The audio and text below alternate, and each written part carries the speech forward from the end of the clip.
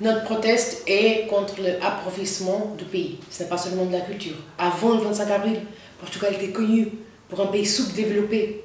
Parce qu'on n'avait pas d'éducation, on n'avait pas de santé publique, on n'avait pas, les enfants, ils mouraient. C'était vraiment un pays sous-développé. Et tout l'espoir de la révolution, c'était donner de l'éducation et de la santé accessible à tout le monde. C'est ça la démocratie, c'est avoir des choses basiques accessibles à tout le monde.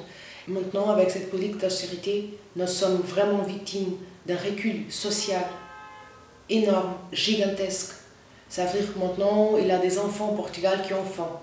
Maintenant, il y a des enfants à Portugal qui ont laissé l'école pour travailler. Maintenant, il y a des enfants à Portugal qui sont obligés à émigrer avec ses parents sans aucune condition pour des autres pays pour trouver un travail. Et qui vont être aussi des gens qui n'ont pas en dignité, qui vivent sans aucun moyen basique. Et ça, ce n'est pas une démocratie.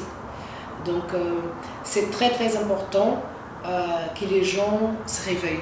Nous sommes tous avec beaucoup de peur, et c'est normal, parce que toutes les mesures austéritaires, on le sait, on connaît l'histoire, elles sont faites pour faire peur. Elles sont accompagnées d'une propagande qui fait peur, qui dit c'est à cause de la crise, on doit le faire, sinon il y a l'agitation sociale. Il y a tous des arguments qui étaient déjà utilisés avant les autres deux guerres mondiales.